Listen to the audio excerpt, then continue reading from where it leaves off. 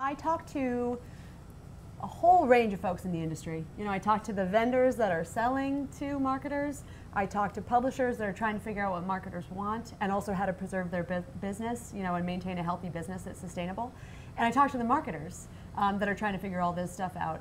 And I feel like the most kind of desperate cry right now is from marketers who understand that they're sitting on something really valuable, which is this data asset that they have or set of data assets that they have. But they can't quite figure out what they're supposed to do with it, you know? And it's interesting because in many ways, marketers are already really good with data, like in traditional channels. Mm-hmm. But in digital, they just haven't been all that good with it. And the sort of battle cry these days is, we need to do something with our data. What do we need to do to be able to harness the power of our own data? So that's interesting. So, I mean, we're taking this back. We were just having a conversation with Tom from Ramp about metadata and the future of that, right? And contextually based targeting and relevance. And we're just talking about making sure you get together your own personal first-party data, clean, normalized, all that stuff. I mean, is that really where we are in the conversations you're having with a lot of the marketers? Well, no, because I feel like that would mean that they were at the point that they even understood that they needed to do things like normalize data. I don't know that mostly the average marketer's really quite there yet. I think it's more this sort of feeling in their gut that they need to be more effective in the way that they speak to consumers, and they need to do it wherever consumers are. Because relevance is king, and if you're not relevant in the long term, I think that you're dead. And I think that they increasingly understand that. So they come to me and they say, we think we need a DMP. We think we need a data management platform. Can you help us pick one? And generally what I'll say back to them is, well, why? You know, what is it that you're trying to accomplish with this thing? And that creates, I think, a pause for a lot of them, because then they're forced to sort of go, oh wait, this is kind of a bigger question, this is a bigger conversation. I really have to think strategically about what I mean when I say I want to use my data more effectively, I want a DMP. That creates a whole set of conversations about who needs to be involved inside of your organization to help you realize this vision. What is the vision? What is it really that you're trying to do? Who's going to pay for the thing? How are you going to justify the cost? Are you thinking about privacy and consumer trust when you're thinking about the use of data? And then all of a sudden a year goes by. And then they think about data normalization. Well, it's really, I mean, this is bigger than just advertising, right? Yes. Because when we talk about first-party data, this is customer retention, right? Yes. This is customer service, right? This is product registration, right? All those things, and then, I mean, just in general, this is sort of a way of doing business. This is change management. That is correct. I mean, at Forrester, if you typed in the phase customer obsessed or consumer obsessed, you'd probably get 500 reports back. I mean, it is the theme at Forrester right now. Becoming a customer obsessed organization, becoming a customer obsessed marketer. Become customer obsessed or you die, really, truly. That's a very, very big deal, right? And so that message is resonating with marketers, but again, they don't quite know what to do about it. I think when you say become customer obsessed or you die, you start having the CMO go, geez, we probably need to figure this out, right? We need to figure out how to communicate with consumers. We need to figure out how to be relevant. But they're still very, I mean, to your point around change management, they're still very siloed in the way that they're set up. You know, you have the CRM guy that doesn't necessarily talk to the acquisition people. I mean, I can think of a live example of a very savvy financial services company where the guy said to me, oh, I don't talk to them. And I don't think that was by choice. I think it was just organizationally they weren't set up to talk to each other. Well, it's interesting because I'm going back to the comment that the CIO is now the CMO's best friend. Right. This is a great example of it. We do write about that. Because, I mean, at the end of the day, like, I mean, a marketer is about really sexy print ads and making sure that the CEO sees the billboard on the way to the office, right? Yeah. I mean, this is, you know, we're talking about moving up the food chain where at some point we thought it ended, so. Yeah, and it's funny because I think marketing is often treated as an expense too, rather than a revenue generator. Yep. So, you know, I think it's time to start turning those conversations around. I mean, I was at an Adobe conference, and Ann Lunis, who's the CMO of Adobe, was speaking, and I asked her a question about her role as a chief marketing officer. I said, are you becoming a chief marketing technology officer?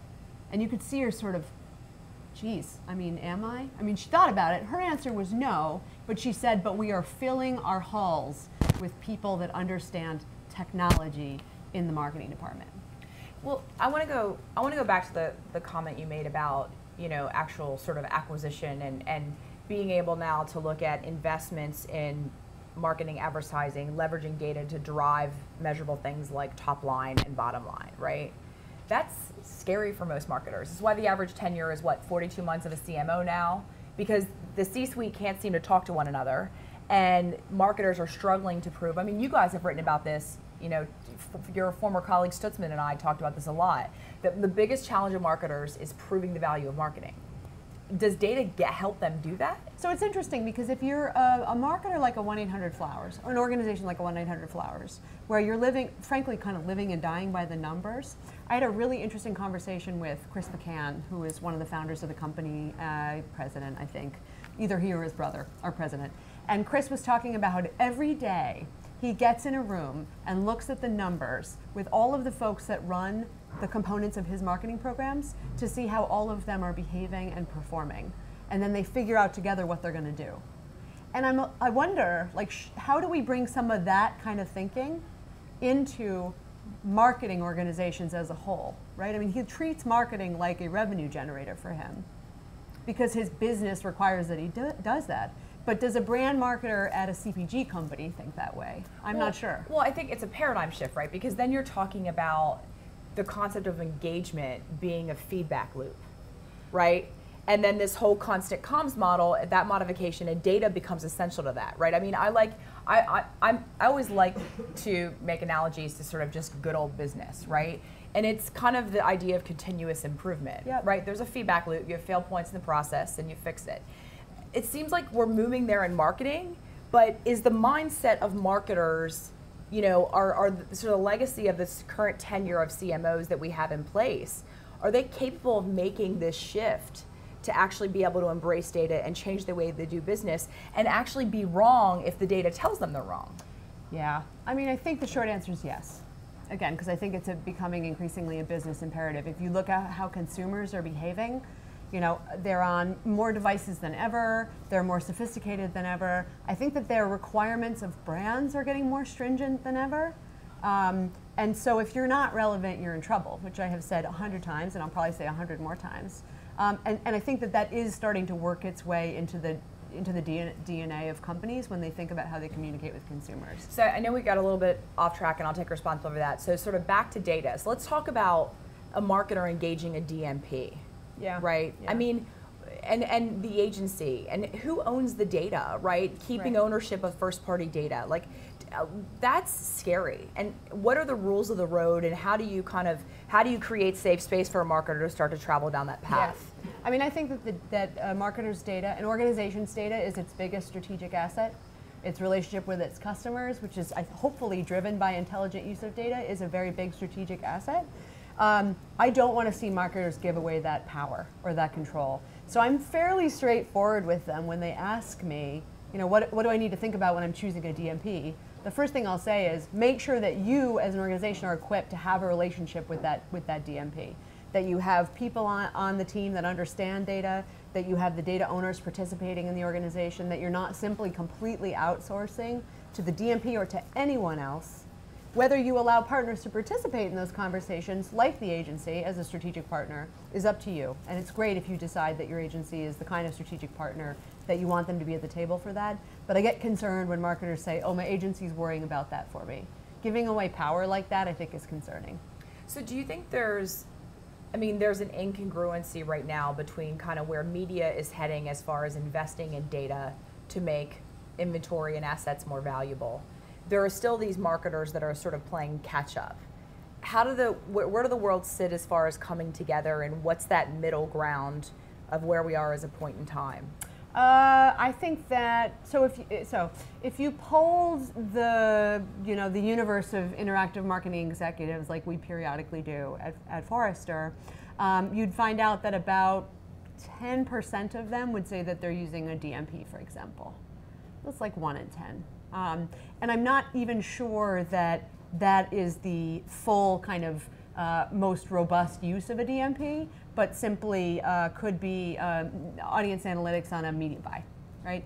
So that's a pretty small number. You know, if you poll interactive marketing executives about their use of advanced attribution, algorithmic approaches to advanced attribution, understanding how channels interplay with one another to lead to conversion, like 10% are using algorithmic attribution techniques. That's a pretty small number. So I feel like the excitement is there, the attention is being shown there increasingly, but we still have a long way to go. I guess the question will be how fast we get there now.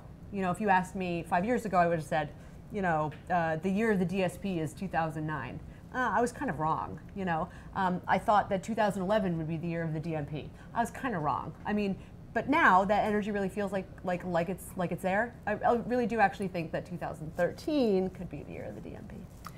So just one last question, because I think this is essential and it can't be avoided. It's about talent.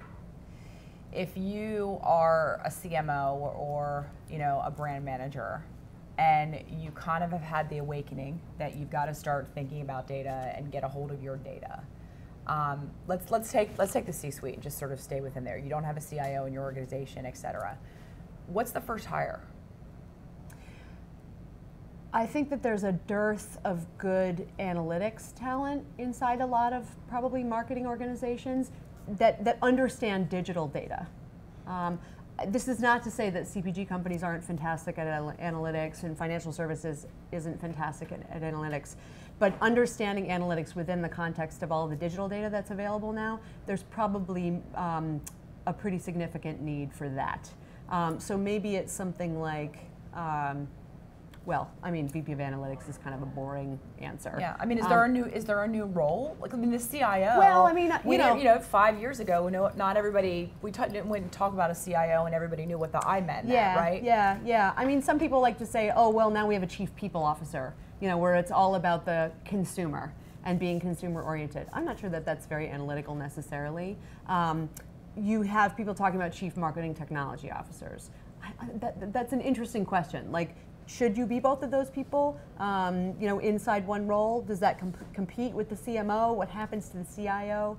I don't think it's necessarily that clear. But the very simplistic answer is more analytics talent, people that understand digital data. Got it.